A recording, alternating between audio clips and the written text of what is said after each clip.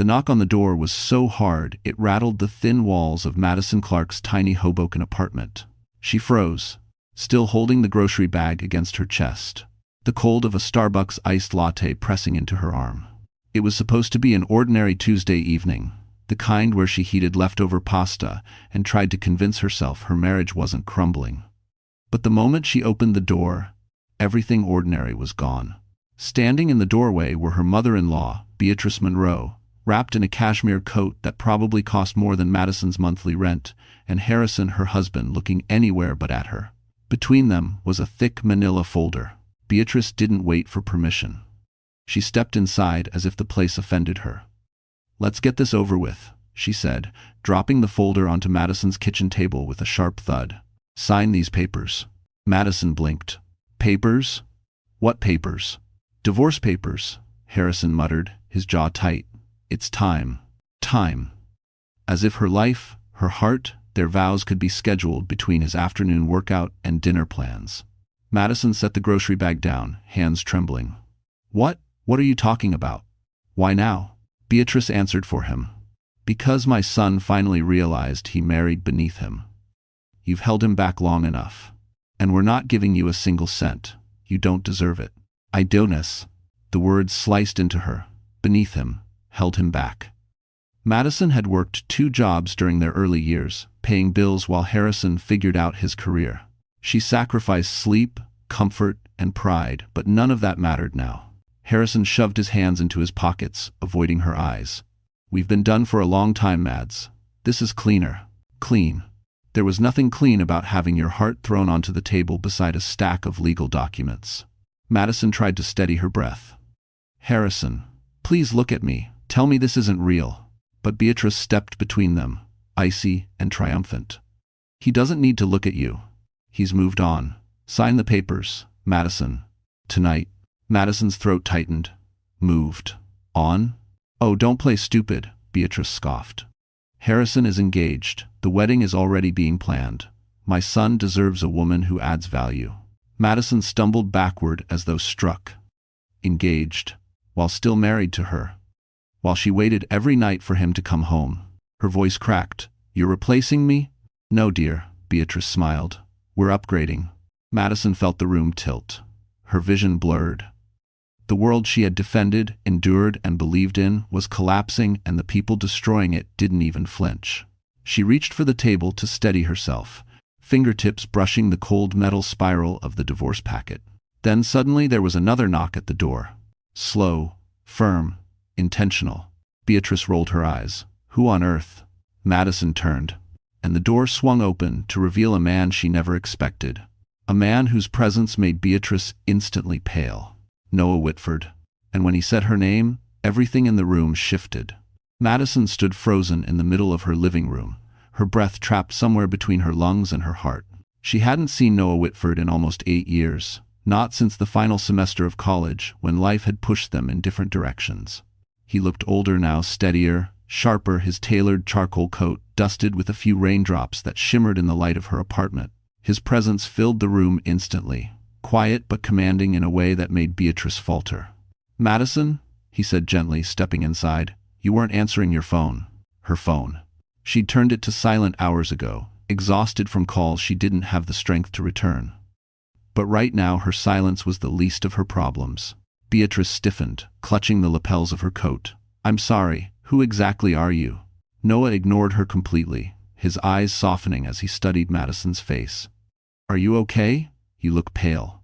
Madison opened her mouth, but the words tangled in her throat. She didn't want Noah of all people to see her in this moment. Not standing in a tiny apartment she could barely afford, not while divorce papers sat on the table like an accusation, not while her husband stood there pretending she was nothing. Harrison finally spoke. "Why are you here, Whitford?" The question was sharp, defensive, almost panicked. Madison blinked. Harrison knew Noah? How? Since when? Noah didn't turn to him. "I'm here because Madison asked me to look over a project proposal for her company. She left her sketches in the office lobby. I thought she might need them." Madison's heart squeezed. She remembered earlier that morning she dropped off a packet at Whitford Capital's reception desk, never thinking Noah himself would see it. Beatrice scoffed loudly. Sketches? Project proposals? This girl can't even keep a proper home. She certainly doesn't have a real career. It was meant to humiliate her. And before tonight, it might have. But Noah's expression hardened in a way Madison had never seen before. Mrs. Monroe. Madison is one of the few landscape architects in this region with both artistic vision and engineering accuracy. Her designs are being studied by firms your son begs for meetings with. Harrison's ears flushed red. Madison swallowed, unsure if she wanted to cry or collapse. She didn't deserve this. Noah defending her, validating her, standing up to the people who had spent years belittling her. Beatrice narrowed her eyes. This is a family matter. You have no business here. End quote. Noah stepped beside Madison. Close, protective, solid. I make my own business. Harrison slammed the folder shut. This doesn't concern you, Whitford. Madison and I are ending things. Madison turned her face toward her husband, searching for even a flicker of regret. She found none. Harrison's voice lowered. Just sign the papers, Mads. It'll be easier for everyone. Everyone. He meant himself, his new fiancée, his controlling mother. Everyone but the woman he'd promised to love. Madison felt something strange ignite inside her, not anger, not sadness, but a quiet clarity. She straightened her back, lifted her chin, and finally found her voice. I'm not signing anything tonight, she said. Beatrice's jaw dropped. Excuse me? Madison glanced at Noah, then back to the woman who had made her feel small for years. I need time, and I need a lawyer. Beatrice let out a harsh laugh. A lawyer? With what money, dear? You can't even afford your own rent. 1T9. Madison steadied herself. I'll manage. Noah's voice was calm but firm. She'll manage with me. The room went still. Harrison stared at Noah, something dark flashing across his face. Fear, jealousy, maybe both. You're inserting yourself where you don't belong.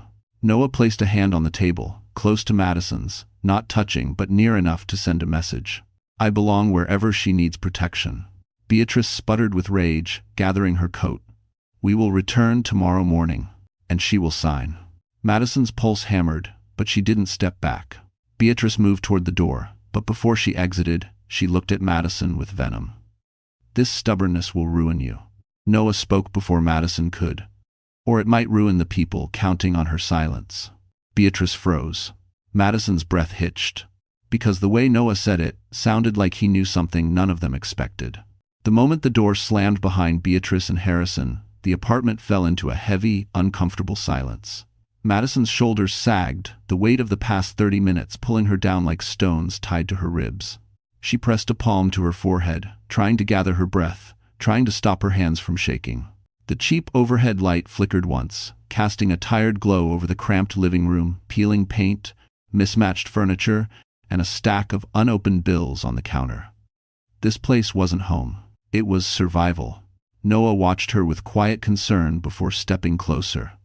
Maddie, he said softly. Sit down for a minute. I'm fine, she whispered, though her voice betrayed her. You're not fine, he replied, pulling out a chair for her at the small dining table, the same table where Harrison had tossed the divorce packet like a discarded receipt. Madison sank into the seat, fingers curling around the edge as if she might fall through the floor without something to hold. Noah set the packet aside carefully and crouched down beside her, eye level. What they said to you was unforgivable. Madison shook her head. It's okay. I'm used to it. His brows knitted. That doesn't make it right. The kindness in his tone nearly undid her. Tears threatened, but she blinked them back. She wouldn't cry. Not tonight. Not in front of someone who still saw her as the girl who sketched gardens during lectures and believed in beauty even in small spaces. You shouldn't have stepped in like that, she said quietly. They'll twist it. They always twist everything. I don't care how they twist it, Noah answered. I'm not letting you face this alone. Doesn't out. Madison looked around the apartment as if seeing it through his eyes. For the first time, the scratched coffee table she'd found on Craigslist, the sagging couch she'd patched with fabric glue, the old iPhone charger barely hanging together with tape. It was a modest life, almost embarrassingly so. You shouldn't be here, she murmured. This place, my life, it's a mess. Noah stood, his expression steady. Then let's clean up the mess. Her breath caught. She didn't know if he meant the apartment, the divorce, or the years she'd spent shrinking herself to fit into Harrison's world. Maybe he meant all of it. She forced herself to stand. "I need air." Noah nodded, grabbed her coat from the hook on the wall, and draped it around her shoulders. His touch was gentle, steadying, grounding. They stepped out into the hallway, fluorescent lights buzzing softly overhead. The building smelled faintly of old carpet and microwaved leftovers. Outside, the night air was crisp. Hoboken's streets glimmered with the reflection of city lights bouncing off wet pavement. Across the Hudson River, Manhattan rose like a glittering promise, towers of steel and glass piercing the dark sky, each window a reminder of the world Madison once dreamed of being part of. "I always forget how close the city is," she murmured. "You always belonged closer to it than you think," Noah replied, following her gaze. They walked slowly toward the waterfront, the breeze tugging at Madison's hair. Noah kept a respectful distance, not crowding her, not forcing conversation, just being there, grounding her. After a long silence, Madison exhaled shakily. "They're coming back tomorrow. I know. They want me to sign everything. No alimony, no assets." She swallowed, "As if I'm disposable." "You're not disposable," Noah said, his tone firm. "You're Madison Clark. You're brilliant, and stronger than you realize." She looked at him then, truly looked, and for the first time sensed something different, something steady, something protective, something that didn't feel like pity. "Why did you come tonight, Noah?" she asked softly. He hesitated just enough to make her heart thump harder. "Because," he started, voice low, "because I couldn't stay away anymore." Madison's breath hitched. Noah stepped closer, eyes locked on hers. "And because there's something you need to know before tomorrow." "Thanks for watching." Madison stopped walking. The wind off the Hudson tugged at her coat, but she barely felt the cold. Noah's voice had shifted lower, heavier, carrying something she wasn't prepared for. She turned toward him, brows drawn with worry. "What do you mean?" she asked softly. "There's something I need to know." Noah hesitated again. He wasn't someone who hesitated. In college, he was the one who spoke with confidence, who walked into rooms as if he had already earned a seat at every table. Seeing him uncertain frightened her more than the divorce papers waiting back in her apartment. "Just say it," she whispered. He exhaled. Harrison didn't come up with this sudden divorce on his own. This wasn't spontaneous. Her heart thudded painfully. Of course it wasn't spontaneous. He's been distant for months. No, Noah shook his head. I mean, it wasn't his idea. It wasn't even about the relationship. Madison frowned. So, what was it about? He looked out over the water, as if searching for the right words. 3 weeks ago, Beatrice approached a financial consultant my firm sometimes works with. She asked him to research something about you. Madison blinked. "Me? Why would she?" "Because she thought you were hiding assets." Madison froze. For a moment, she thought she'd misheard him. Assets? Hiding? Her bank account had barely 4 digits. She paid rent late more often than she wanted to admit.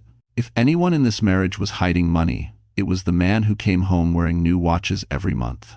"That doesn't make sense," she said. "I can't even afford a MetroCard half the time." "That's exactly why it worried me," Noah said gently. "Beatrice believes you're worth something big," and she went digging. Madison's breath stalled. A strange, sharp panic clawed at the back of her mind. There was something there, something she hadn't let herself think about in years, something her father had whispered to her before his death. "Your 28th birthday. That's when everything changes. Don't tell anyone until then." But she had pushed that memory aside, choosing a simple life, a quiet path, a marriage she thought would be safe. Noah continued. "When the consultant turned down the job, Beatrice found someone else. Someone less ethical. Harrison's sudden push for divorce isn't about starting fresh. It's because they think they can take something from you, something they believe is yours." Madison felt the world tilt under her feet. I don't have anything," she insisted. "Nothing they could take." "Madison." Noah stepped closer. "Are you sure?" The question landed like a blow. Her chest tightened. The memory of her father's voice echoed, threading through years of buried grief. No. She couldn't think about that. Not here. Not with her life collapsing. Noah studied her face. "You don't have to tell me. But you need to know this. Whatever they're planning, it isn't small. They wouldn't go to financial investigators if they didn't expect a big payoff. Her hands curled into fists. Betrayal layered upon betrayal. It wasn't enough that Harrison had cheated. He wanted to break her financially, too. He wanted to strip her of anything she might have. Madison swallowed hard. They think I'm hiding money? Noah nodded. Enough to fight over. Madison let out an unsteady breath. But if they think I have something, and I don't sign, they'll get desperate, Noah said quietly. And desperate people do stupid things. Madison's stomach twisted. The night felt colder suddenly, the city lights harsher against the dark water. Her life was slipping in directions she couldn't predict, and every path seemed dangerous. She looked back at Noah, voice trembling. What am I supposed to do? He stepped forward, lowering his voice. You need protection. Real protection. Madison, you need to stay somewhere safe tonight. She blinked at him. Safe? Why would I? But before Noah could answer, Madison's phone vibrated violently in her pocket. She pulled it out. Dozens of missed calls. All from Harrison. Then a new text flashed across the screen. Come home now. It's urgent. And attached was a photo of her apartment door kicked open. Madison stared at the photo, unable to blink. Her apartment door, cheap wood, old brass handle, peeling paint, was hanging off its hinges like a broken jaw. The hallway behind it was scattered with splintered fragments. Her entire chest tightened. What is this? She whispered. Noah leaned over her shoulder to see the image. His jaw flexed instantly. He's bluffing, he said. Or trying to scare you. But Madison shook her head. Harrison wasn't brave enough to kick down a door. But Beatrice had enough money to pay someone else to do it.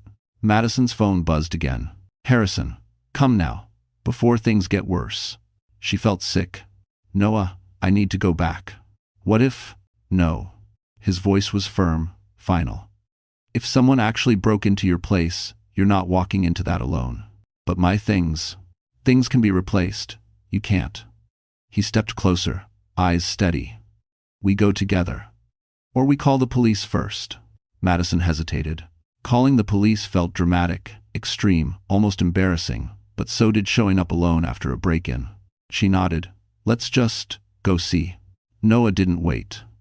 He moved with purpose, guiding her back toward his car, a sleek black Mercedes parked near the waterfront.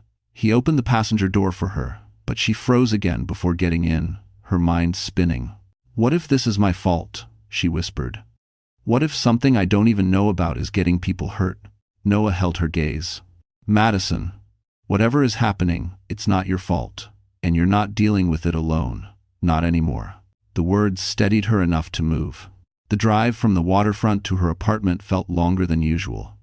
Hoboken's narrow streets gleamed under streetlights, puddles reflecting the city glow. Madison gripped the inside of the door, her pulse beating in her wrists. When they reached her building, Noah parked at an angle and got out before she could. He scanned the surroundings, shoulders tense, jaw rigid. The front entrance was propped open with a broken brick. Madison's stomach dropped. This wasn't like this before. Noah gestured for her to stay behind him as they climbed the dim stairwell. The smell of old carpet and fried food hung in the air, familiar but suddenly threatening. At the top of the stairs, they turned the corner. And there it was. Her door kicked inward, frame cracked, wood splintered across the floor. Madison's breath hitched as she stepped forward. No, she whispered. Inside, the apartment looked like a storm had passed through. Drawers yanked open, couch cushions thrown everywhere. Her sketchbooks ripped, pages scattered like confetti. The single ceramic mug she used every morning lay shattered on the floor. This wasn't random. Someone had searched with intention. Noah knelt beside the ruined sketchbooks. They weren't looking for valuables, he said softly. They were looking for information. I don't have any information, Madison murmured. I don't know anything worth breaking a door for. Maybe you don't, Noah said. But someone thinks you do. A sudden knock at the doorframe made Madison jump so hard she nearly slipped. It was Harrison. He stood there, breathing hard, hair disheveled as if he had run the whole way. What the hell happened here? He panted. Madison stared at him. You tell me. Harrison shook his head. I swear, I just got here. When you didn't answer, I came to check. I didn't do this, Mads. I wouldn't. Noah rose to his full height, eyes narrowing. Then why send her a picture before you ever arrived? Harrison blinked, thrown off. Because someone texted it to me. I thought she should know. Madison frowned. Someone? Who? Harrison swallowed hard. I don't know. I didn't recognize the number. Noah stepped in front of Madison protectively. That's convenient. Harrison bristled. Stay out of this, Whitford. You don't know what's going on. Madison shook her head slowly. Neither do I. Harrison ran a shaky hand through his hair. Look, whoever did this is sending a message. And if we don't figure out why, but he stopped mid-sentence. Because all three of them saw it at once. A small white envelope taped to Madison's shattered mirror. Her name handwritten across the front, and inside, was something that made Noah's face drain of color. The envelope felt heavier than its weight should allow. Madison's fingers trembled as she peeled the flap open. Inside was a single sheet of paper thin, almost translucent. But what was printed on it made her knees buckle. It was a bank record. Not hers. Not any account she recognized. But the name tied to it. Martha Clark, Memorial Trust. Beneficiary, Madison Clark. Balance, $487 million. She stared, her breath shattering in her chest. A numbness spread through her, slow and paralyzing. Harrison reached for the document, but Noah snatched it first, eyes scanning the numbers with a cold intensity. This isn't possible, Madison whispered. This fund, it was just a story my father told me. Something about my mother's legacy. He said it would matter one day, but I thought he was just comforting me after she died. I never saw any paperwork. Nothing. Noah's jaw tightened. This isn't a story, Maddie. This is real. And someone wanted you to know it tonight. If you never. Harrison stumbled back, color draining from his face. $480 million? His voice cracked. You how why? Madison felt dizzy. I don't understand. I don't have that money. I've never seen a cent. I live paycheck to paycheck. Because someone's been managing it for you, Noah murmured. Holding it until, Harrison cut him off. Until she turns 28. His voice was hollow. Her dad told me once, back when we first dated, he said she'd inherit more than she knew. I thought he meant memories, or maybe something small. Noah turned sharply. You knew? You knew something and still watched her struggle like this. Harrison flinched. I didn't know it was real. Madison staggered toward the couch, falling into the torn cushions. The room swayed. Her mother, her father, their secrets, their warnings. Her birthday just 2 weeks away. No. None of this made sense. Her eyes burned with tears she refused to release. Why now? Why tonight? Noah's expression darkened. Because someone else is after it. Silence suffocated the room. Harrison swallowed hard. My mother, she's been obsessed with your finances. She kept saying, there's something she's hiding. No one lives that quietly unless they're covering something. I thought she was paranoid, but if she found out about this... She didn't find out, Noah interrupted. She was looking for leverage. She probably hired someone who dug deep enough to uncover the trust. And now those people want a piece of it. Madison pressed her hands to her temples. Panic swarmed her chest, sharp and suffocating. Her life wasn't just falling apart, she might be in real danger. The break-in, the message, the envelope. Someone wanted her rattled, vulnerable, alone. Her breath fractured. I can't do this. I can't. Noah was beside her instantly, crouching down, his hands gently gripping her shoulders. Hey, look at me. Inhale. She tried, but her lungs stung. Tears spilled before she could stop them. You're okay, he whispered. You're safe. I won't let anything happen to you. Harrison hovered awkwardly, looking lost, guilty, and terrified all at once. A version of him Madison had never seen. I can't go home, she choked out. You're not, Noah said firmly. Pack what you need. You're staying somewhere secure tonight. My apartment is destroyed, she sobbed. Everything is ruined. Ever. Not everything, Noah said softly. You're still standing. Madison wiped her eyes, forcing breath through her lungs. She felt small, broken, humiliated. This was supposed to be her life, the one she built from scratch. The one she protected from uncertainty, chaos, danger. And now it was exposed. Violated. She gathered a few belongings in a tote bag: her toothbrush, her charger, her last clean sweater, her sketchbook, even torn, because she couldn't let it go. Noah placed a reassuring hand on her back as they walked toward the hallway. Harrison followed silently, eyes haunted. When they reached the bottom of the stairwell, Noah paused. "Maddie, the safest place for you tonight is a secure hotel, somewhere high profile, with cameras everywhere." "Like where?" she asked weakly. "The Ritz-Carlton," he said. "I have a residency suite there." Harrison stiffened. "Wait, she's staying with you?" Noah didn't even look at him. "She's staying safe." "To date her." Madison inhaled shakily, nodding. They stepped out into the cold night, streetlights casting long shadows behind them. And that's when Madison noticed something that froze her blood. A black SUV parked across the street. Engine running, no driver visible. And as they approached Noah's car, the SUV's headlights turned on. The SUV's headlights washed over Madison like a spotlight, harsh and blinding. Noah instinctively stepped in front of her, one arm outstretched, shielding her from view. Harrison froze beside them, his breath misting in the cold night air. For one long, terrible moment, nothing happened. The engine idled, low and rumbling, vibrating through the pavement. Madison's pulse hammered in her ears.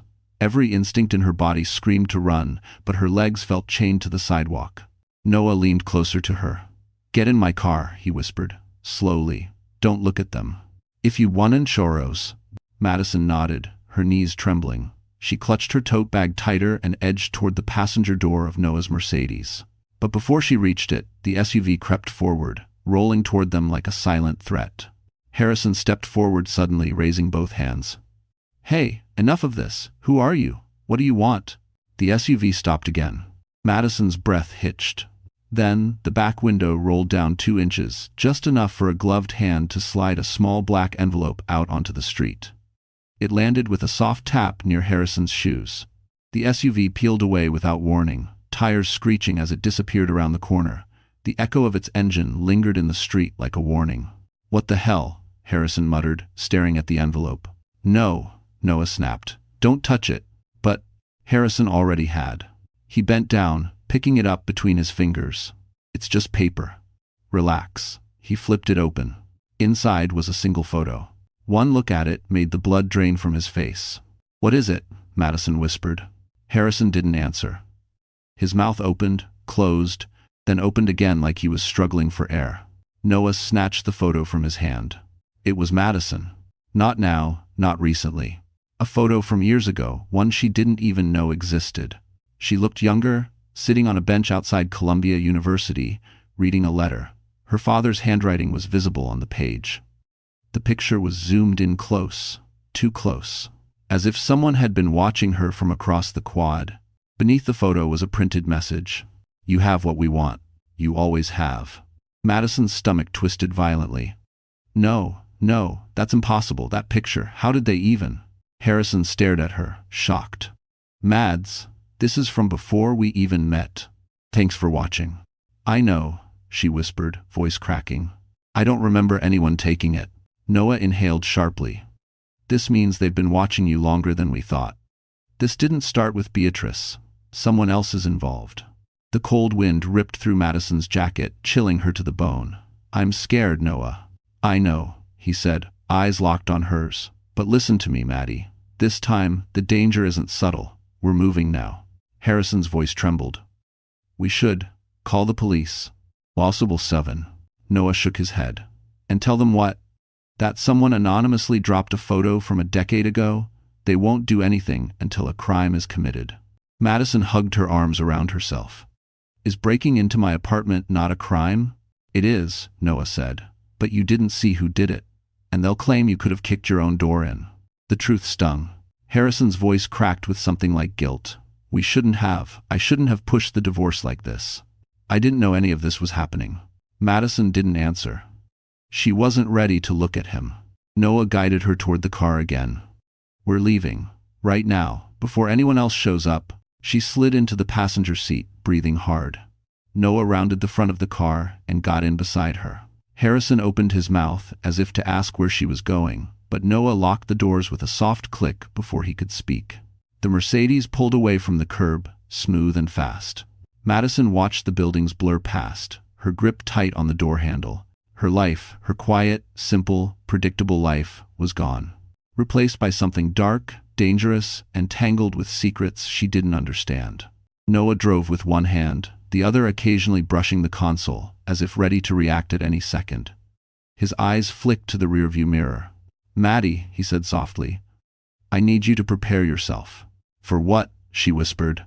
Noah took a breath, steady but heavy. "Because we're not going to the Ritz." She turned to him sharply. "Then where?" she asked. Noah hesitated. Then he looked her in the eyes. "To meet the one person who knows why your mother left you $500 million. The Mercedes glided through the Holland Tunnel, emerging into Manhattan's late-night glow. Madison sat stiffly in the passenger seat, the city lights streaking across the windshield like blurred lines of panic. Every streetlight, every horn, every flash of neon felt too bright, too loud. Her heartbeat hadn't slowed since the SUV incident. She turned toward Noah. "Where are we going? Who are we meeting? Why can't we go to the hotel?"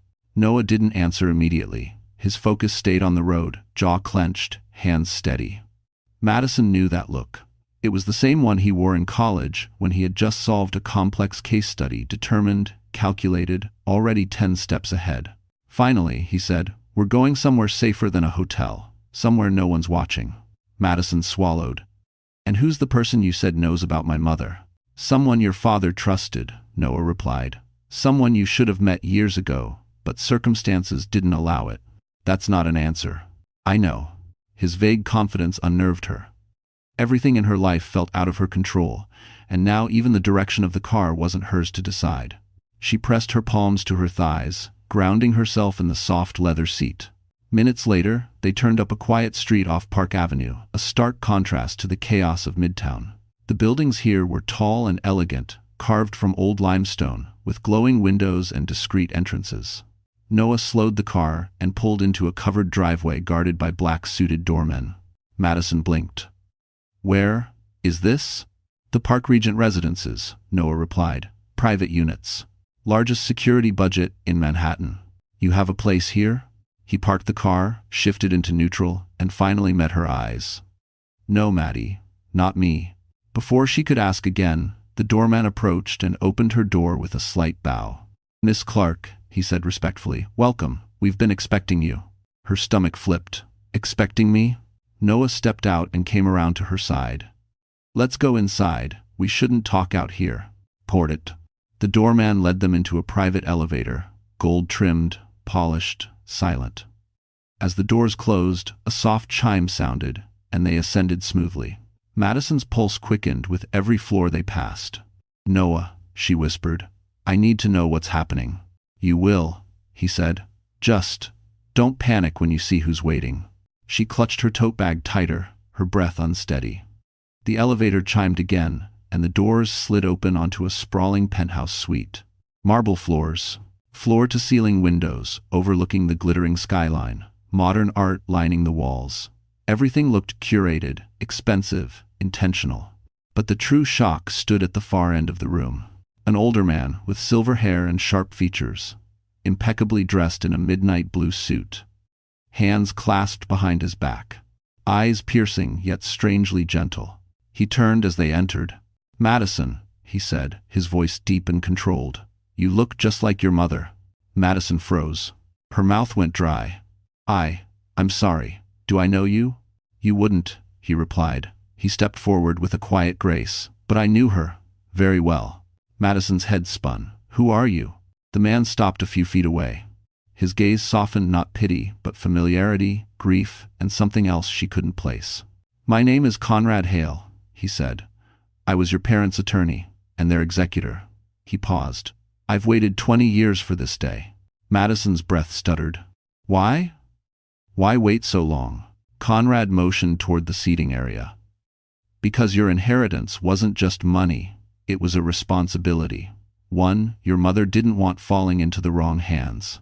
Madison stared at him, shaken. "What responsibility?" Conrad exhaled slowly, as though preparing for a truth he'd carried too long. "Your mother didn't just leave you a fortune, Madison. She left you control of something far more powerful." Madison's voice cracked. "Control of what?" Conrad held her gaze. "The Phoenix Holdings Empire," he said quietly. "Your mother's company. And as of midnight on your 28th birthday, you become its sole owner." Noah stepped closer beside her. Madison's legs weakened beneath her. She felt the room tilt. She felt her breath falter. She felt her entire life shift. And then Conrad said the words that shattered the last piece of her old world. "And someone is trying to take it from you before that happens." End quote. Madison's mind roared with static. Phoenix Holdings. Sole owner. Midnight on her 28th birthday. It was too much, too big, too impossible. She sat back against the velvet sofa, palms pressed into her knees to stop them from shaking. Conrad waited patiently, as if he had anticipated this exact reaction. "I don't understand," she whispered. "Phoenix Holdings hasn't had a public owner in years. It's run by a board. It's a myth, a ghost company." Conrad nodded once. "By design. Your mother wanted it hidden. After she died, your father kept the structure intact. Only when he passed did the trust activate, transferring power to you, but only when you reached the age she believed you'd be strong enough to handle it." Madison stared at him, stunned. "Strong enough? I can barely hold my life together, let alone."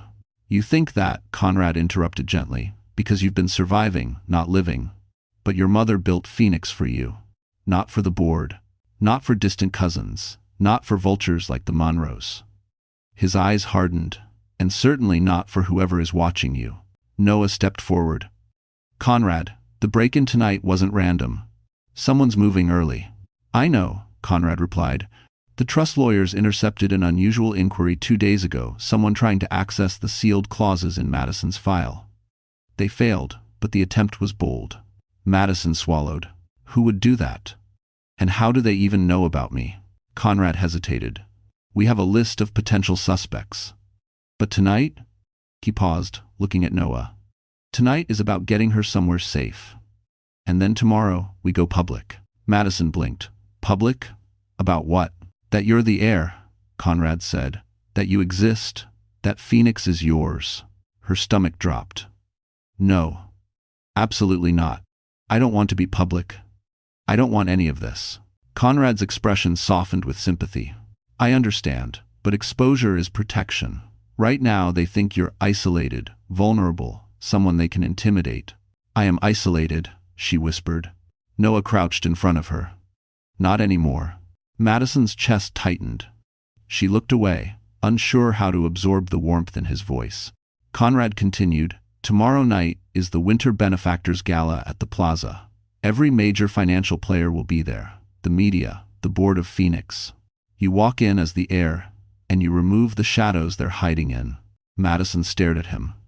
"You want me to announce my inheritance at a gala?" "Yes. I don't even own a decent dress." Noah stood, his voice calm and steady. "We'll take care of everything. You won't walk in alone." Madison's breath shook as she considered it. A gala, cameras, reporters, a room full of the richest and most ruthless people in Manhattan. She, who couldn't even keep her apartment door intact, would step into the plaza like she belonged there. Her pulse hammered. "I'm not ready." Conrad gave a faint smile. "Your mother said you'd say that." Madison's throat tightened. She said that?" He nodded. "She said, 'My daughter will doubt herself before she ever doubts the world. But when she finally steps forward, she will terrify them all.'" A quiet stillness settled over Madison. For the first time since the nightmare began, she felt something steady inside her. Not confidence, but the possibility of it. Noah extended his hand. "Let's go. You need rest. Tomorrow, everything changes." Madison hesitated only a moment before placing her hand in his. His grip was warm, grounding. As they turned toward the elevator, Conrad added, "One more thing, Madison." She looked back. He held up the black envelope from her shattered apartment mirror. "The people who broke in left this behind on purpose," he said. "And they want you to know something." "Know what?" she asked. Conrad's voice dropped. "They're watching your every move." Madison froze. And then the lights in the penthouse flickered twice before going completely dark. Darkness swallowed the penthouse, so suddenly Madison couldn't even gasp. One moment the city skyline glittered through towering windows, the next it vanished behind black glass. The hum of electricity stopped, the heater clicked off. The silence felt wrong, too heavy, too intentional.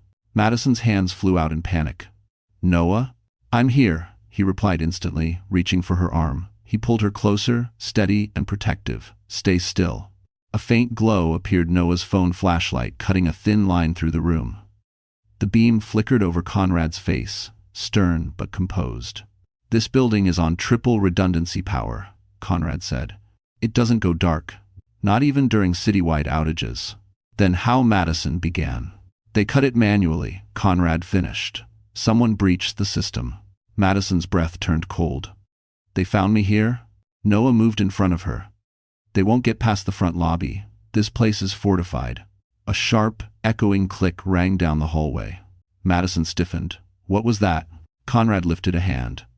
"The mechanical deadbolts on the service stairwell." His voice dropped. "Someone's coming up, Devon." Madison swayed where she stood, her fear pressing into her ribs like iron hands. She had never been hunted before, not like this, not with intention. And suddenly she felt every corner of her life, her job, her marriage, her apartment closing in around her. Noah kept the flashlight pointed toward the hallway. "Conrad, does this apartment have panic rooms?" "Two," Conrad answered. "But they're down the eastern corridor. Whoever came in is between us and them. If you one of that, Ma."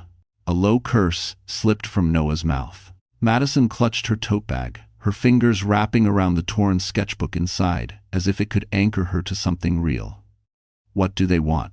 "You," Noah said simply. "No," Conrad corrected. "Not her, what she controls." Madison's throat felt scraped raw. "I don't control anything." "You will," Conrad told her. "And they know that. They've known for years." Noah turned back to her, calm despite the ticking tension in the room. "Maddie, listen to me. When the lights cut, there were no alarms, no emergency beacons. That means the security system wasn't hacked, it was overridden from inside." Her heart stopped. "Inside? You mean someone here?" "No," Conrad said. "Someone who has access to the building. A staff member, a guard, or someone pretending to be one." Another click echoed down the hallway. Footsteps. Slow, deliberate. Madison's knees buckled. Noah caught her before she fell. "Maddie, breathe. It's done. I can't do this," she whispered, shaking. "I'm not built for any of this." Noah cupped her face with one hand, guiding her eyes to his. "You're built stronger than you think." Another step. Closer. Conrad pulled a metal briefcase from under the couch. How had she never noticed it there? He snapped it open, revealing a tablet, 2 flash drives, and a sleek, black keycard. He held the card out to Madison. "Take this." She shook her head in confusion. "What is it?" "The master key to Phoenix Holdings," Conrad said. "Your mother left it for you. It overrides every board vote, every acquisition, every asset lock." Madison stared at the card, as if it might burn her. "I don't want it." "This isn't about wanting it," Conrad said softly. "It's about surviving long enough to use it." The footsteps stopped just outside the hallway's threshold. Noah raised the flashlight and the beam landed on a shadow stretching across the marble floor. Someone tall, broad, unmoving. Madison's breath froze. The doorman's voice drifted through the dark, strained and unfamiliar. "Miss Clark, you need to come with me." Noah's entire body tensed. "That's not him," he whispered. The shadow shifted, and then the figure stepped into the faint light. A familiar face. A face Madison never expected to see in that penthouse. A face that should not have known where she was. Her voice cracked. "Harrison?" He stared at her, eyes wild, chest heaving. "I followed you," he said. "And you're all in danger." Harrison stood in the dim glow of Noah's flashlight, hands raised as if surrendering to invisible gunfire. His chest rose and fell in frantic bursts, eyes darting from Conrad to Noah to Madison, never settling long enough to look human. Madison couldn't breathe. "You followed us?" "Harrison, what are you doing here?" "I had to," he panted. "You weren't safe." "You think that SUV earlier was a coincidence? Or the break-in?" "Maddie, they're after you. And now they know I'm involved." Noah stepped in front of her. "Why should we believe anything you say?" Harrison's shoulders sagged. In the flickering light, he looked like a man already twice broken, first by his own choices, then by something darker. "Because I saw who did it." A stillness fell across the room. Conrad spoke first. Who, Harrison? He swallowed hard. My mother is now. The words punched through the air like a blade. Madison's knees nearly buckled again. Noah grabbed her elbow to steady her. No, Madison whispered. Beatrice may be cruel, but she wouldn't. She would. Harrison cut in. She already has. He ran a trembling hand through his hair. She hired 2 private investigators. Then, when they couldn't access your records, she found someone else. Someone with criminal ties. Conrad's expression turned to stone. What kind of ties? Harrison shook his head. I don't know all the details. She kept me out of it at first. But tonight, she snapped. She said she was done waiting for the truth. When I demanded answers, she threw me out of the house. His voice cracked. She's not thinking clearly. That doesn't explain why you broke into this penthouse, Noah said sharply, or why you showed up in the dark and terrified her. I didn't break in, Harrison defended, hands shaking. The lights went out right as I got off the service elevator. I thought it was sabotage. I was looking for you, Madison. I didn't know where else to go. Why look for me? Madison asked, voice quivering. We're getting divorced, Harrison. He flinched as if struck. Because despite everything, I don't want you dead. The admission hung between them, jagged and brittle. Noah narrowed his eyes. How did you even know she was here? Harrison hesitated, then admitted softly, I put a tracker on her phone months ago. Madison's blood ran cold. You did what? Harrison stepped forward, desperation in every line of his face. I had to. You were pulling away, you were working late, you were changing. I needed to know where you were, if you were okay. No, she said, voice breaking, fury mixing with betrayal. You wanted control. You always wanted control. Just like your mother. Harrison's breath hitched, shame flushing his face. You're right, I messed up. But Maddie, this time, I swear, I'm trying to help. Conrad's voice cut through the tension like a blade. We don't have time for confessions. If Beatrice hired professionals, they won't stop until they get what they want. Madison hugged her coat tighter around herself. But why me? Why now? I figured it out, Harrison whispered. My mother found a sealed document with your maiden name, Clark. She traced it to an offshore trust. When she couldn't access the rest, she assumed you were hiding something massive.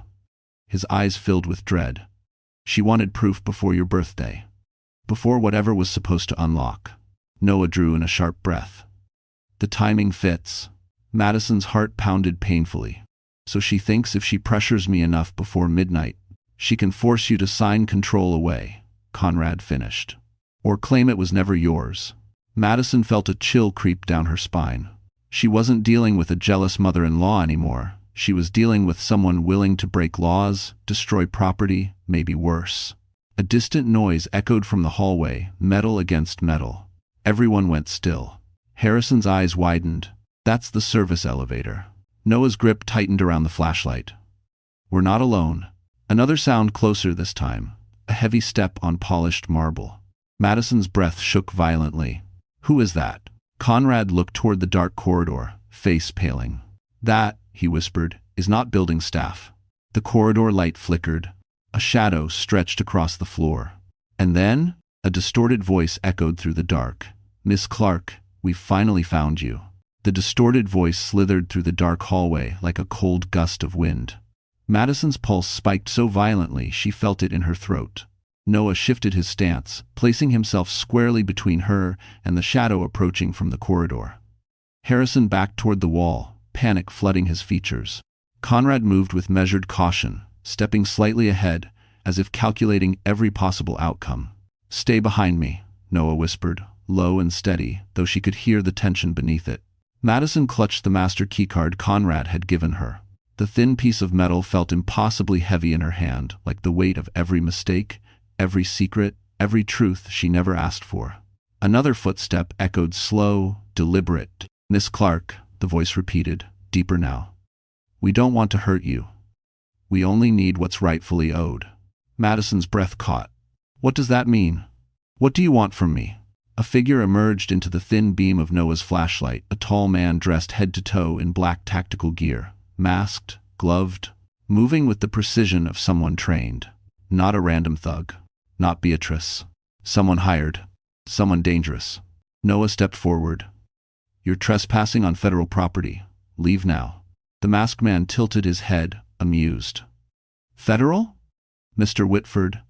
This is private real estate, and you're quite mistaken if you think the law will arrive in time. Madison flinched. How do you know Noah's name? The stranger chuckled. We know all of your names. Harrison cursed under his breath. Noah tightened his grip on the flashlight like a weapon.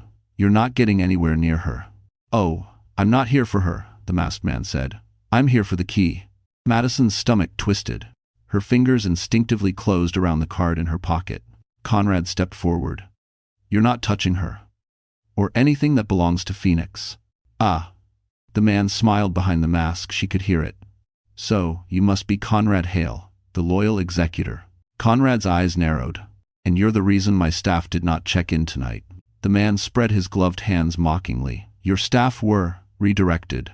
Madison felt the room spin. Redirected. That could mean anything. Noah reached for her hand, steadying her trembling fingers. Noah whispered, When I say run, you run. Straight to the elevator. Madison nodded weakly. But the masked man wasn't done. He took a step closer, boots echoing sharply. Do you even know what you're holding, Miss Clark? That key unlocks more than a company. It unlocks power, influence, control. Your mother tried desperately to hide. Madison lifted her chin, even as fear clawed at her insides. I don't care about power. No, he said softly. But they do. Before Madison could process his words, the masked man pulled something from his belt, a small, cylindrical device. Conrad's eyes widened. Flashdown, now? Thanks for watching. The device exploded in a burst of white light so violent, Madison screamed, throwing her hands over her eyes. The world went soundless, sightless. Her ears rang, her knees hit the floor. She couldn't tell where Noah was. Couldn't tell if Harrison was standing or down. Couldn't hear Conrad yelling.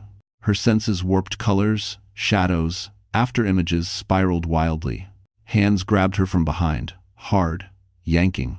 No, no, she cried, struggling blindly. A voice hissed into her ear. Give me the key, Madison. Now. Her heart hammered so hard, she felt sick. She clawed at the air, trying to find Noah. Let her go! Noah's voice roared somewhere behind her, muffled by her ringing ears. Footsteps. A scuffle. Something slammed against the wall. Then, a gunshot shattered the chaos. Madison froze. Noah shouted her name. A body hit the floor. The ringing in her ears sharpened, then dulled, then sharpened again. Her vision blurred back just enough to see someone collapse near her feet. Someone familiar. Someone bleeding. Harrison. He gasped, clutching his abdomen, eyes wide with shock and pain. Mads, he whispered. And behind him, the masked man stood over him, gun raised, turning toward her next. Your turn, Miss Clark. Madison's scream caught in her throat, trapped between terror and disbelief as Harrison's body crumpled to the marble floor. Blood spread beneath him in a dark, slick pool, staining the expensive stone like a spreading shadow. His breaths came in shallow gasps, each one weaker than the last. No, Harrison. Madison dropped to her knees beside him without thinking, her hands hovering helplessly over the wound. The smell of iron filled the air. His eyes flickered up to her, glassy and desperate. Mads, don't let him take it, he whispered, struggling for breath. Madison shook her head, tears blurring her vision. Don't speak. Just stay with me, Harrison. Stay with me. But the masked man moved closer, ignoring the bleeding man at her feet. His silhouette loomed above her like a nightmare made real. The key, Miss Clark, he said calmly. You have 5 seconds. Noah lunged forward out of the shadows, slamming into the attacker with full force. The gun clattered across the floor, skidding toward the hallway. The impact sent both men crashing into a glass end table, which exploded into shards around them. Madison, move, Noah shouted. But Madison couldn't, her body refused to respond. Her mind was frozen between fear, shock, and grief. Harrison groaned, gripping her sleeve weakly. Go, he whispered, his voice barely audible. Don't let them win. The attacker recovered faster than expected, shoving Noah aside with a brutal elbow to the ribs. Noah hit the ground hard, gasping, clutching his side. The man advanced again, grabbing Madison's arm and wrenching her backward. She cried out as his grip tightened like a steel vise. No, Noah roared, scrambling back up despite the pain. But Conrad, surprisingly fast for his age, intercepted the masked man, swinging the metal briefcase with a force that made a sickening crack when it struck the attacker's shoulder. The man staggered backward, stunned. "Madison, to the elevator," Conrad barked. She stumbled to her feet, adrenaline flooding her limbs at last. Noah pulled himself upright, clutching her hand, guiding her toward the penthouse's inner corridor. Behind them, the masked man recovered quickly, rage vibrating in his stance. "Run!" Noah yelled. They bolted down the hallway, Madison's vision streaking with tears. Her lungs burned, her legs trembled. The keycard dug into her palm as she sprinted. Footsteps thundered behind them, closer, faster. They reached the elevator bank. Noah slammed the emergency override. Come on, open." The light flickered. The elevator dinged. The doors slid open. But a hand gloved, strong, grabbed Madison's hair from behind, yanking her backward so violently she fell to the floor with a cry. Noah spun around, fury blazing, and kicked the attacker in the knee. The man buckled, but didn't release his grip. "Give me the key," he snarled. Madison clawed at the floor, desperate, her fingers bleeding from broken glass. "I don't want it. I don't even want it. But the people I work for do." He reached into his vest with his free hand, pulling out a second weapon. Noah stepped between them instantly. "Over my dead body," he growled. The man raised the weapon. Time slowed. Conrad shouted something behind them, voice drowned by adrenaline. Harrison, bleeding, groaned on the far end of the hall. Noah grabbed the attacker's arm. The weapon discharged. A thunderous boom ricocheted through the hallway. Madison screamed. The attacker stumbled, shocked, then fell to the ground with a heavy thud. Behind him, standing with the smoking gun in hand, was someone none of them expected to see, someone who shouldn't have been there at all. A woman. Elegant, composed, terrifyingly calm. She looked straight at Madison and spoke. "Hello, Madison. My name is Evelyn Mercer, and I'm here to save your life." Madison stood frozen, her chest heaving as Evelyn Mercer lowered the smoking gun with chilling precision. Evelyn, an immaculate woman in her early 40s, dressed in a tailored black suit and heels sharp enough to kill, stepped over the fallen attacker as if he were nothing more than a tripping hazard. "Secure the body," she commanded. Two men in dark suits appeared from the shadows of the hallway, silent, disciplined, clearly her team. They moved swiftly, collecting the attacker's weapons and rolling him onto his side to examine the wound. Noah steadied Madison with both hands on her shoulders. "Evelyn, you shouldn't be here." "I should have been here sooner," Evelyn snapped, though her voice remained oddly elegant. "Madison Clark is now the most valuable and targeted woman in Manhattan. And you insisted on handling this alone." Noah didn't argue. He didn't even look offended, just exhausted. Madison blinked at Evelyn, still catching her breath. "You know me?" "Oh, darling." Evelyn strode closer, her heels clicking with power. "I've known about you for years. Your mother and I worked together. She trusted me. And when she died, I swore I'd protect what she left behind." Madison's throat tightened. "Then why didn't you come earlier?" Evelyn paused. The question hit her harder than expected. "Because your father insisted you stay anonymous," she said softly. "He believed your life would be safer if no one knew who you were. And until tonight, I thought he might have been right." Noah looked at Madison, guilt flickering across his face. "Evelyn and I had a contingency plan for when you turned 28. But things escalated too fast." Madison wiped her trembling hands against her jeans. "What happens now?" Before anyone could answer, Conrad rushed down the hallway toward them, breathless. "We need to get Madison out of the building. Security teams are sweeping the perimeter, more breaches detected." Evelyn nodded curtly. "Then we move. Now." But Harrison's weak voice cracked through the chaos. "Wait." He lay on the marble floor, blood still pooling beneath him. His face was pale, his breath shallow. Madison felt her heart twist painfully. Despite everything he'd done, despite the betrayal, she couldn't watch him die. Madison knelt beside him. "Hold on, Harrison. We're going to get you help." He shook his head weakly. "No. Listen." His eyes flicked toward Evelyn. "You need to know something. My mother Beatrice, she's not done. She thinks she can still force Madison to sign everything away. She thinks she has leverage." Evelyn raised an eyebrow. "Leverage?" Harrison's voice cracked. "She's planning to crash the benefactors' gala tomorrow. She wants to expose Madison publicly, make her look unstable, unfit, and then push for power of attorney. Conrad swore under his breath. If Beatrice gets ahead of the announcement, she could undermine everything, Evelyn finished, legally and publicly. Madison felt the blood drain from her face. So even after all this, she still wants to ruin me? Harrison's eyes shimmered not with guilt, but with something like regret. She doesn't want to ruin you. She wants to replace you. Noah's jaw clenched. She's delusional. Evelyn shook her head. She's dangerous.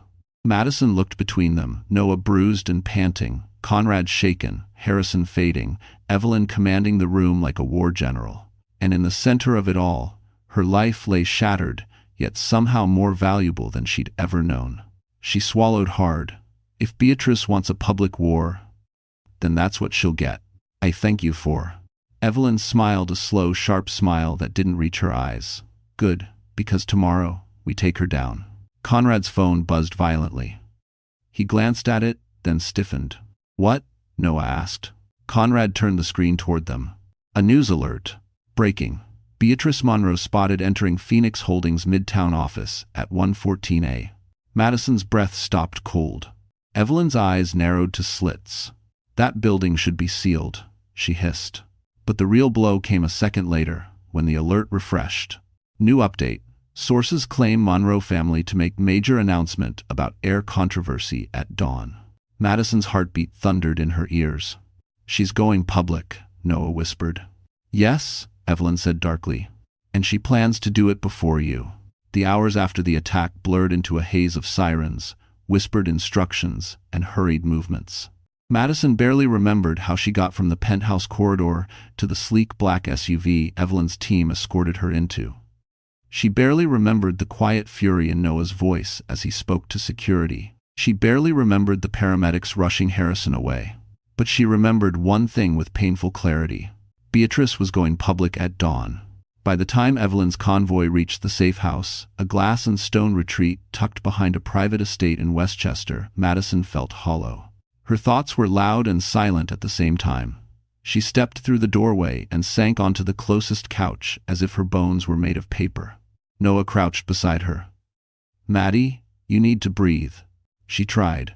Her chest fought her. Air felt sharp, as if it cut on the way in. Evelyn crossed the room, heels silent on the marble floor now. Madison, look at me. It took effort, but she did. Evelyn's gaze softened, not cold strategist, not corporate powerhouse, but something surprisingly human. Everything you are feeling is normal. You were attacked, betrayed, pulled into a world you didn't choose. She paused. But this is where you rise. Madison shook her head. I'm not strong enough for this. That, Evelyn said, is the lie every powerful woman is taught to believe. Noah offered Madison a glass of water. His fingers brushed hers, steadying her grip. She looked at him, eyes stinging. I don't even know who I am anymore, Noah, she whispered. A broke architect, living in a cracked apartment, a billionaire I never asked to be, a target, someone who ruins lives just by existing. You're Madison, Noah said softly. And that's enough. She nearly broke then, not from fear, but from the tenderness in his voice. A tenderness she hadn't felt in years. Conrad entered the room, holding a slim leather folder. There's something we need to discuss before dawn, he said. Beatrice is planning to undermine you publicly. She's likely to claim mental instability, financial fraud, or both. Madison's jaw clenched. She'll say anything to win. Then we counter her with truth, Conrad said. But first, you must decide what kind of heir you want to be. Madison looked down at her trembling hands. She didn't feel like an heir. She felt like a mess, broken, scattered, fragile. But inside all that, something else flickered. Something small, something steady. A spark. What do I have to do? She asked quietly. Evelyn smiled faintly. First, you clean up and rest. Then you prepare for tomorrow. We'll dress you, train you, and escort you. You will walk into that gala powerful enough to silence the world. I don't want the world, Madison murmured. I just want my life back. Sometimes, Evelyn said, you must take the world to protect your life. I can. Madison inhaled slowly, deeply. For the first time since this nightmare began, she sat up straighter. Okay, she said. Show me what I need to do. Evelyn nodded. Good, Noah, get her settled. He led Madison down a hallway into a calm, luxurious guest suite, soft linens, warm lighting, a window overlooking moonlit trees. The moment the door clicked shut, the weight of the day crushed her again. She turned to Noah. Harrison, will he survive? Noah hesitated. The doctor said he lost a lot of blood, but he made it to surgery. He's got a chance. Madison exhaled shakily, conflicted. I didn't want him hurt. I know. And Beatrice, she swallowed. She's going to blame me. She already does, Noah said. But tomorrow, the truth comes out. A tear slid down her cheek. Noah, will you stay with me? He stepped closer, not too close, but close enough for comfort. All night, if you want. Madison nodded, finally letting herself breathe. But before Noah could say anything else, Evelyn burst into the doorway, eyes sharp, phone in hand. Madison, she said urgently, you need to see this. She turned the screen toward them. It was a live news broadcast. Beatrice Monroe standing at a podium outside Phoenix Holdings headquarters, smiling, triumphant, announcing she would be assisting the board in removing an unfit heir. Madison's heart plummeted, and the reporter said she would reveal the heir's identity in less than 1 hour. Madison stared at the screen, her pulse pounding in her throat as Beatrice Monroe stood at the podium perfectly composed, every hair in place, every word calculated to kill. Phoenix Holdings cannot fall into the wrong hands, Beatrice declared, her voice trembling with false concern. And it is my duty to protect the company's legacy from an heir who is dangerously unstable. Madison's stomach twisted. Unstable. The word landed like a slap. Beatrice knew exactly what narrative would stick. A woman attacked in her own home, running from danger, hiding in safe houses. It all painted the perfect portrait of a fragile mind. Noah turned off the screen before Madison could watch more. You are not going to fall apart because of her, he said firmly. She's lying. Everyone will see that soon enough. But Madison backed away from the television, shaking. No, Noah, she knows more than she should. She knows something about my mother, something I never understood. Evelyn exchanged a heavy look with Conrad. She's trying to weaponize the past. Madison lifted her head. What past? Someone tell me the truth. Silence filled the room, thick, suffocating, electric. Finally, Conrad exhaled. She wants people to doubt your mental stability because your mother once struggled with hers. Madison blinked, stunned. My mother? No. My father never. He never told you. Evelyn interrupted gently because he was trying to protect her memory. And you? Madison's hands trembled. She felt as if her entire childhood had been ripped open. What kind of struggle? She whispered. Conrad stepped forward cautiously. Your mother was brilliant. A financial strategist unlike anything this country had ever seen. But with brilliance comes vulnerability. She experienced periods of emotional instability, paranoia, fear that someone would take what she built. Madison's breath caught. Paranoia. About what? Phoenix Holdings, Evelyn replied. She believed powerful people wanted to destroy it. She hid documents, destroyed files, changed ownership structures. At the time, no one knew whether she was protecting the company or overreacting. Madison pressed a trembling hand against her mouth. And Beatrice knows this?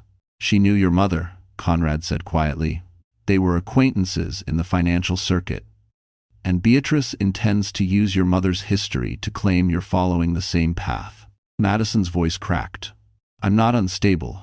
We know that, Noah said, stepping closer. But to the public, to the board, to the people who don't know you, Beatrice's story will spread fast. Madison felt something break inside her. Not a crack of weakness, something else. A protective rage she never knew she had. I won't let her use my mother's memory like this, she whispered. Evelyn nodded approvingly. Then you need to understand the full truth. Your mother wasn't paranoid, Madison. She paused, letting the weight of the words settle. She was right. Madison blinked. Right? About what? That someone really was trying to take Phoenix Holdings from her, Evelyn said. And that person didn't stop after she died. Madison felt her knees weaken, sinking slowly onto the nearest chair. Who? Conrad opened the leather folder he carried everywhere. Pages rustled, documents aged by time, signatures faded but still legible. He set one sheet on the table. The name at the bottom made Madison's blood run cold. Harrison Monroe, Sr., former CEO of Monroe Financial Group, Beatrice's late husband. Madison shook her head violently. Harrison's father? Why would he? He wanted control, Conrad said. Your mother refused him. And his wife Beatrice never forgot that rejection. And it free. Madison swallowed hard, the room spinning. So Beatrice is continuing her husband's fight. Not just continuing it, Evelyn said. She's finishing it. Noah knelt beside Madison, his hands gentle on her shaking arms. This isn't just about money, it's a legacy war, and you're the only one who can stop it. Madison forced her eyes open, her voice barely a whisper. What do we do now? Evelyn stepped forward, her expression fierce. We expose the truth before she does. End quote. Madison nodded slowly, feeling resolve settle into her bones. What truth? She asked. Evelyn looked straight into her eyes. The truth that your mother didn't die in an accident. She was silenced. The room fell so silent Madison could hear her own heartbeat fast, uneven, almost painful. Silenced? She whispered. My mother was murdered? Evelyn didn't soften the blow. Yes. And everything happening now is tied to the same people who targeted her. If you robbery? Noah rose slowly, his face tightening with a seriousness she had rarely seen. We don't say this lightly, Maddie. Your mother was ahead of her time, too ahead, and she became a threat. Madison felt as though the floor moved beneath her feet. She wrapped her arms around herself, trying to hold her world together. But why keep this from me? Why didn't my father explain? Why hide everything until now? Conrad stepped forward. Because he feared the same people who killed her would come after you. And he was right. That's why he locked your inheritance behind age, anonymity, and sealed records. Madison pressed her palms against her eyes, fighting tears. And now Beatrice is using her death to paint me as unfit. Exactly, Evelyn said, which means we must move faster. Noah helped Madison stand. She wavered for a moment, then steadied herself. What do we need to do? We dig, Noah said. We find proof Beatrice and her husband were involved with your mother's downfall. If we can uncover even one thread, we pull the entire Monroe empire apart. Madison nodded, and for the first time she felt something stronger than fear, purpose. Conrad pulled out another folder. Your father collected evidence before he died. Notes, bank transfers, a coded ledger. A ledger? Madison repeated. A hidden one, Conrad confirmed. Encrypted, but someone like Noah can unlock it. End quote. Noah shot a sharp glance at Conrad. You had me study cybersecurity for Phoenix. You knew this moment would come. Your mother knew, Conrad replied. She trusted you too more than anyone. Madison turned to Noah. We do this together? He gave her a soft, unshakable smile. Always. Evelyn clapped her hands once. Good. Then we split tasks. I'll prepare tomorrow's public reveal. Conrad will contact the legal team. You two, she pointed to Madison and Noah, are going to New York. And 40. Where exactly? Madison asked.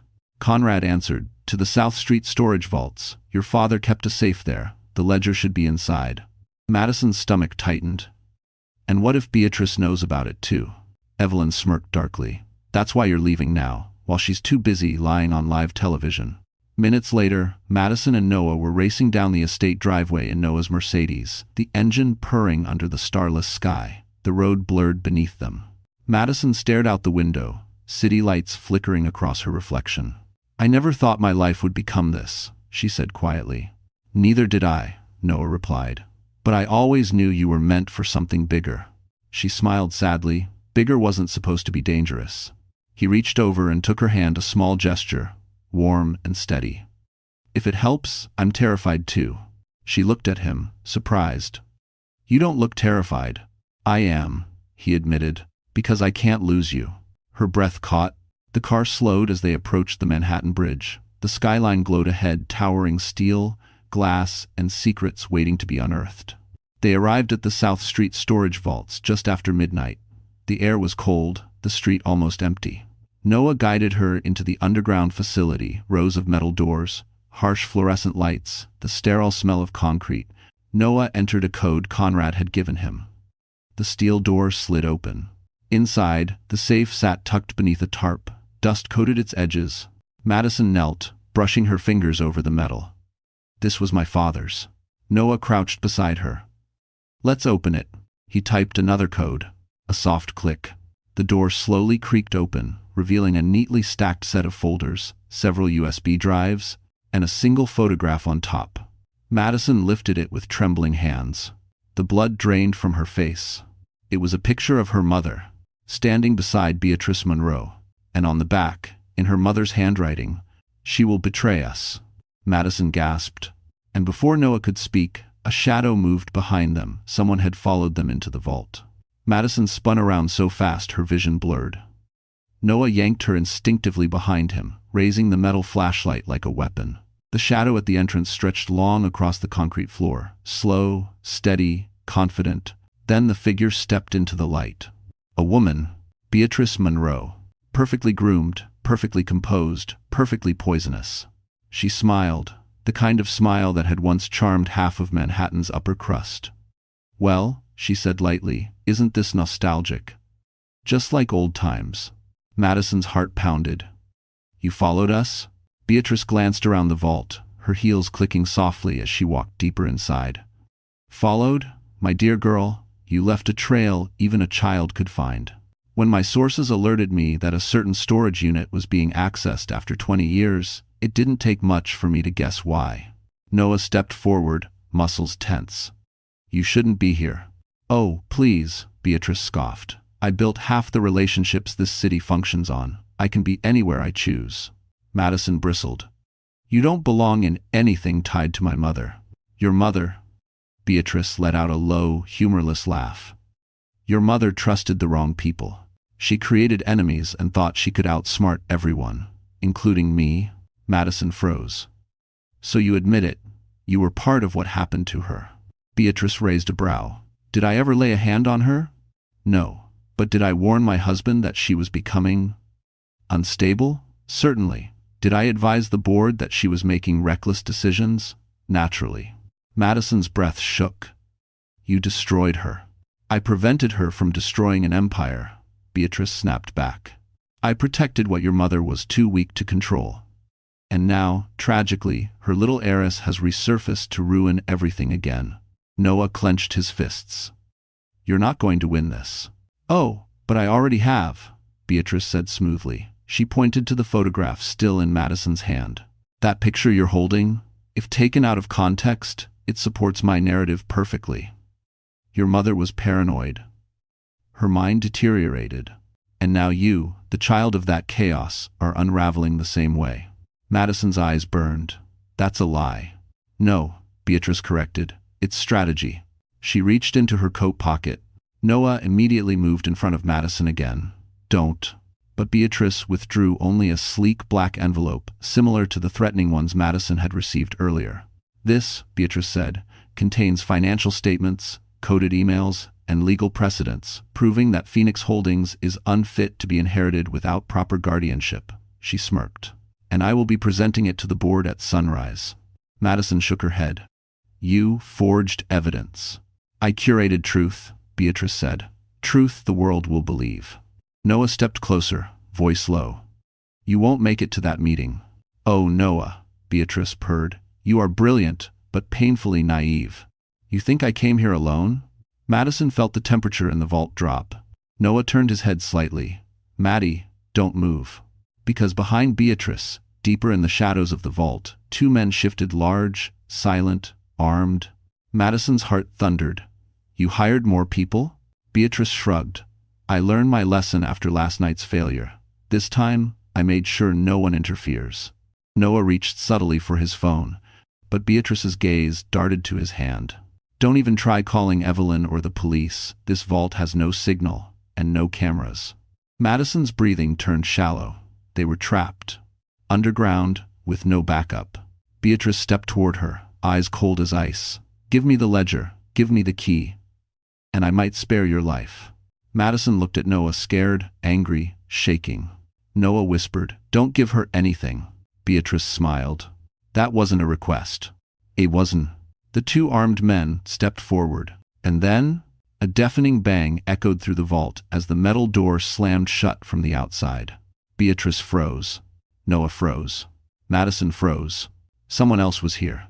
Footsteps approached the sealed door from the other side. A voice, calm, powerful, terrifyingly familiar, spoke through the steel. "Beatrice Monroe, step away from my heir." The voice on the other side of the vault door froze everyone in place.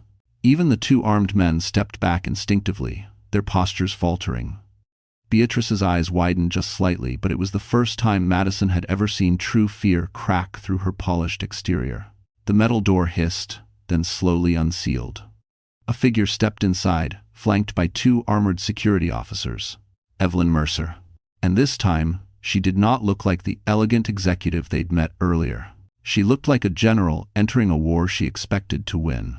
Her hair tied back, black tactical coat, a firearm holstered at her hip. The air around her felt colder, sharper, like the temperature dipped every time she took a step forward. "Beatrice," Evelyn said calmly, "your games end today." Beatrice snapped out of her shock, straightening her spine. "You have no authority to interfere here." "Oh, I have plenty." Evelyn lifted a folder in her hand. "Court orders, arraignment warrants. Enough evidence to destroy you and your dead husband's legacy twice over." The color drained from Beatrice's face. The two armed men exchanged uncertain glances. Madison stepped forward, voice trembling but strong. "You've lied about my mother. You've stalked me. You've tried to steal everything she built." "Why?" Beatrice's facade cracked entirely.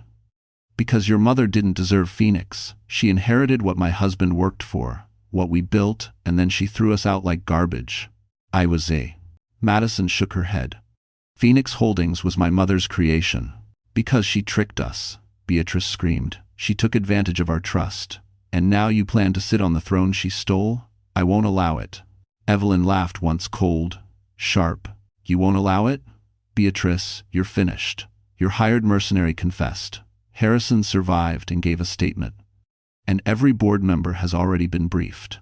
Madison's breath hitched. "Harrison?" He talked. Evelyn nodded. "He told us everything." A strange weight lifted off Madison's chest, grief mixed with forgiveness she didn't expect to feel. Beatrice lunged suddenly, reaching for Madison. One final attempt, one last desperate grasp for power. But Noah grabbed Madison, pulling her behind him. Evelyn's security team pinned Beatrice to the concrete before she got within arm's reach. "You can't protect her forever," Beatrice screamed. "She's weak, she's nothing. She'll destroy the company just like her mother." Madison stepped forward this time, cutting her off. "No," she said softly, firmly. "My mother didn't destroy anything. She built a legacy. And you spent 20 years trying to tear down what you couldn't control." Beatrice snarled. "You're pathetic. You don't even know what you're doing." Madison lifted the ledger in her hand, the one Beatrice had tried so hard to find. "No," Madison said, "but I'm learning. And I'm not alone." End quote. "Thanks for watching." She looked at Noah. For a moment, the chaos in the vault quieted. His eyes softened, warm even in the harsh fluorescent light. He stepped closer, cupping her cheek gently, grounding her with one touch. "Maddie," he whispered, "you don't have to be strong for the world. You just have to be you." Her breath trembled. No one had ever seen her like this, messy, terrified, powerful, broken, and still chosen her anyway. "You stayed," she whispered. "I'll always stay," Noah said. That single sentence, steady, unwavering, hit deeper than anything Beatrice had said tonight.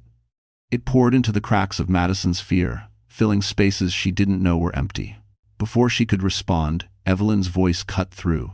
"Madison, it's time." Madison turned.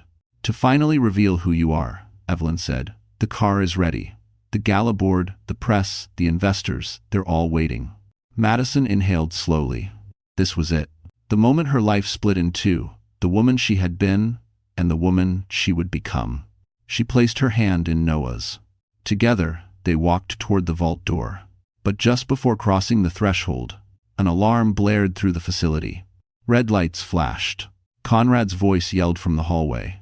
"Someone tampered with the gala broadcast. Beatrice's team posted your identity early." Madison didn't run. She didn't freeze. She didn't crumble the way Beatrice hoped she would. As Conrad's alarm echoed down the hallway and Evelyn's team scrambled into formation, Madison stood in the center of the storm, breathing slowly, steadily, like someone who finally remembered she had lungs. Noah squeezed her hand. "Maddie, take a second." "I don't need a second," she said. surprising even herself with the steadiness in her voice. I'm ready. The world already knew her name now. The secrecy was gone. The anonymity her father tried so hard to protect was shattered. But instead of fear, something else filled her chest: clarity. Evelyn rushed up beside her. Your identity leak is spreading fast. Every financial network is reporting you as the heir. We need to get you to the plaza before Beatrice's lies take root. Madison nodded. Then let's go. Outside, a small convoy waited, sleek black cars, engines thrumming. The drive into Manhattan was a blur of streetlights and adrenaline. Madison watched the skyline sharpen against the dark horizon. Her city, her mother's city. The place she once felt too small for. Not anymore. When they arrived at the plaza, the scene was electric. Cameras flashed in rapid bursts. Voices shouted her name. Reporters swarmed the barricades.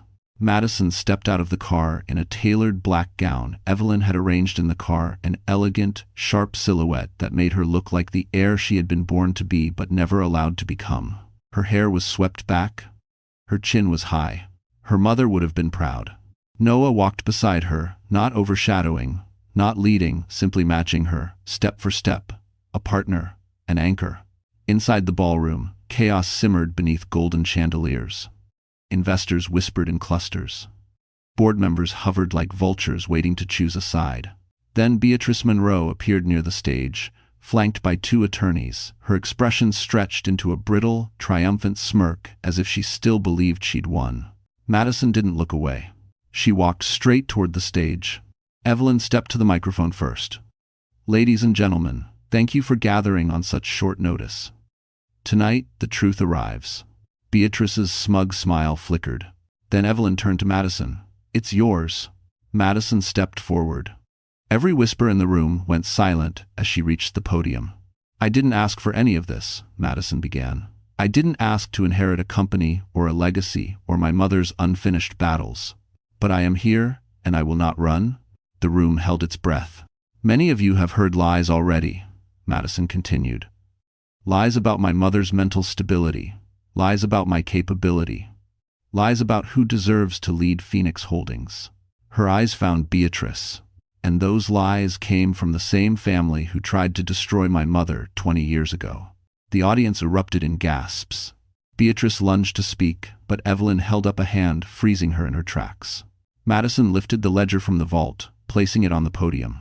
Here are the documents connecting the Monroe family to financial sabotage, racketeering attempts, and fraudulent claims against Phoenix Holdings. She nodded to Conrad, who strode forward, handing board members printed packets. And here, Madison added, voice unwavering, is my mother's handwriting predicting the betrayal. Security officers stepped behind Beatrice, her face drained. You don't understand, this isn't. You tried to rewrite my mother's story, Madison said softly, but tonight I take it back. The ballroom lights seemed to brighten. Board members murmured. Reporters snapped pictures in frenzied bursts. And Beatrice Monroe was escorted out of the plaza in handcuffs, screaming as the cameras recorded every second the fall she deserved, the justice Madison's mother never received.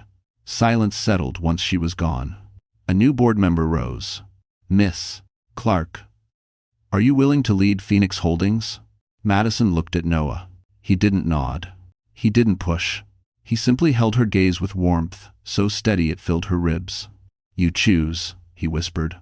Madison faced the board. Yes, I will lead, and I will rebuild Phoenix the way my mother intended, ethically, transparently, fearlessly. Applause rippled across the ballroom, soft at first, then rising into something triumphant.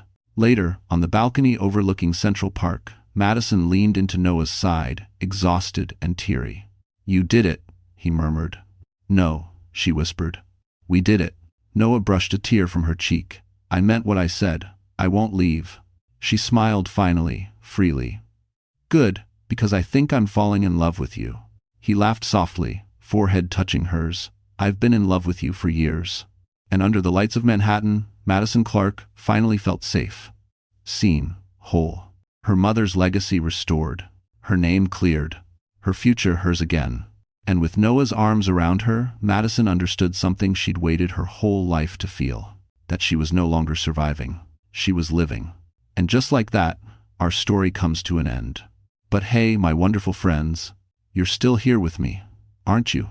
If you're listening at this very moment, it means something inside this story touched your heart in a quiet, personal way.